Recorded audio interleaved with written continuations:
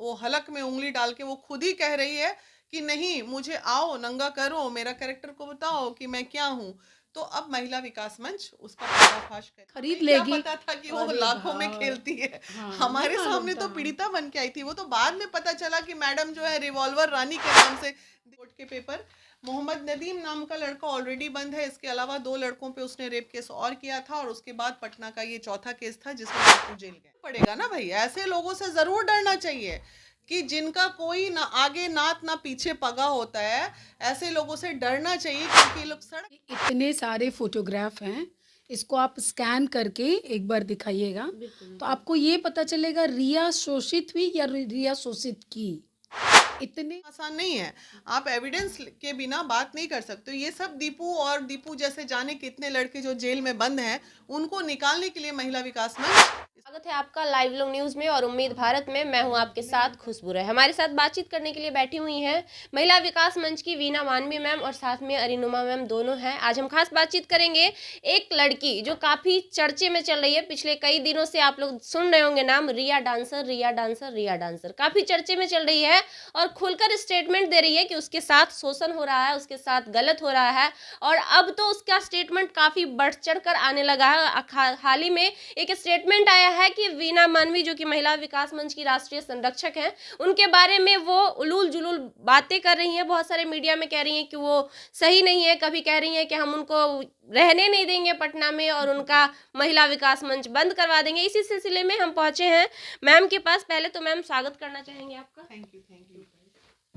अच्छा मैम, जो ये बातें बोल रही है रिया डांसर, काफी दिनों से जो लड़की ये कह रही थी कि हमें शोषित किया जा रहा है, हमें प्रताड़ित किया जा रहा है, आज वही लड़की आपके ऊपर सवाल खड़ा कर रही है।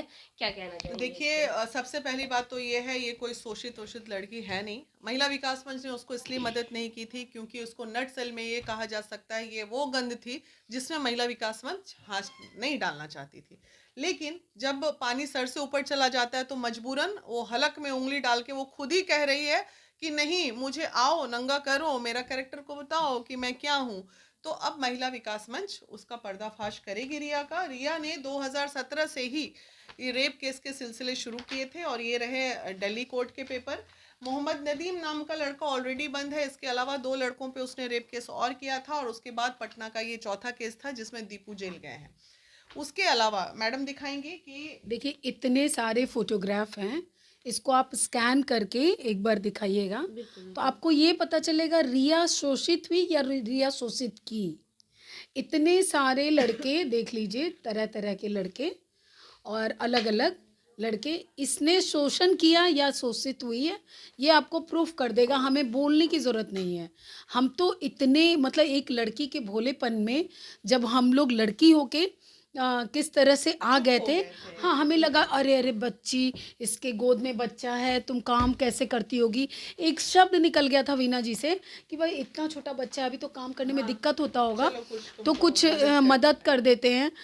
अगर ज़रूरत होगी तो 2,000 रुपये भी दे देंगे तब तक बच्चे के दूध के लिए। तो ये वो कहाँ बोल रही है कि वो पैसा दिखा रही थी, 2,000 रुपये में हमें खरीद हमें क्या लेगी। पता था कि वो अरे लाखों में भाई, खेलती है। हाँ, नहीं हमारे मालूम सामने तो था। पीड़िता बन के आई थी, वो तो बाद में पता चला कि मैडम जो है रिवॉल्वर रानी के नाम से दिल्ली में जानी जाती हैं। भाई, ये इनसे तो डर के रहना ही पड़ेगा महिला विकास मंच को। पता चला 2 को गुंडा को भेज के शूट करा दी हम अच्छा, लोगों ये को। हाँ, सारे एविडेंस मैम कहाँ से आपने कलेक्ट किए और कैसे आप किए? देखिए, ये आप हमसे मत पूछिए कि हमने कहाँ से कलेक्ट किया, लेकिन एविडेंस लाया महिला विकास मंच ने, एविडेंस खड़ा किया क्योंकि मुंह से बोलना उतना आसान नहीं है। आप एविडेंस के बिना बात नहीं कर सकते। ये सब दीपू और दीपू जैसे जाने कितने लड़के जो जेल में बंद हैं, उनको निकालने के लिए महिला विकास मंच इस पे कार्य करेगी। अच्छा, दीपू के बारे में मैम आपने बताया कि दीपू अभी जो जेल में बंद है, जिस पे आरोप उसने उसने लगाया, तो आपने उनके परिवार वालों से मिलने की कोशिश की या नहीं, जानने की अभी तक कोशिश मेरी की? दीपू के परिवार वालों से कोई मुलाकात नहीं हुई। चूंकि हम इंसानियत लेवल पे काम करते हैं और मैं जानती भी नहीं हूँ, ना दीपू से आज तक मेरी मुलाकात हुई है। लेकिन चूंकि समाज सेवा का एक और भी पहलू होता है कि बहुत सारी चीजें आप गुप्त रूप से कर सकते हैं समाज को स्वच्छ करने के लिए। अच्छा, हमें लगता है मैम ये पहली बार होगा जब महिला विकास मंच की महिला संरक्षिका पहली बार एक लड़की के अगेंस्ट करने जा रही हैं। पहली बार तो नहीं, एक दो बार और भी हुआ है। महिला पहले विकास मंच एक ऐसी संस्था है जहां कोई भी लेके आए अपना कंप्लेन, हो सकता है लड़की लाए लेकिन हम लड़के के पक्ष में, और लड़का लाए हो सकता है लड़की, सच्चाई के पक्ष में महिला विकास मंच होती है, ना कि किसी को जो व्यक्ति कंप्लेन लाया हम उसके पक्ष में हैं। हम कोशिश करते हैं क्योंकि हमारा पैशन है, हमारा कोई ये रोज़गार ऐसा नहीं है जो हम प्रोफेशनली इसको करते हैं, तो हम पैसिनेट हैं एक सच्चे राह पे चलने के लिए। हम बिल्कुल पैसिनेट नहीं है कि इनके बातों पे आ जाए, इसके बातों पे आ जाए।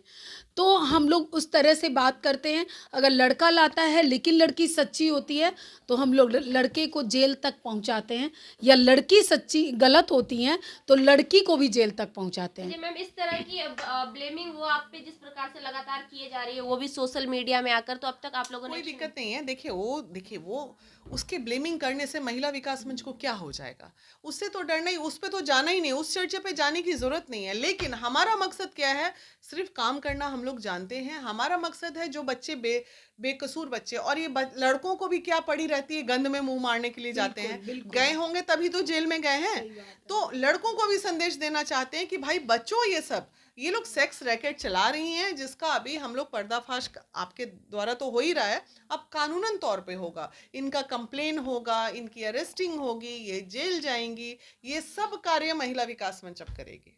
अच्छा, कहा जाता है कि उनके संबंध कुछ गुंडे टाइप लोगों से भी है, इस बारे में कितनी सच है? तो उसी के लिए तो जा रहे हैं कि भाई आके महिला विकास मंच में गुंडागर्दी ना करे। वो लड़की से तो डरना ही पड़ेगा ना भाई, ऐसे लोगों से जरूर डरना चाहिए कि जिनका कोई ना आगे नात ना पीछे पगा होता है। ऐसे लोगों से डरना चाहिए, क्योंकि ये लोग सड़क के लोग होते हैं। ये लोग ऐसे टारगेट ही उसी तरह के हाँ, लड़कों को करते हैं। ये ऐसे लोगों को टारगेट करते हैं जो पैसे वाले होते हैं। अब डेफिनेटली शूटर टारगेट है।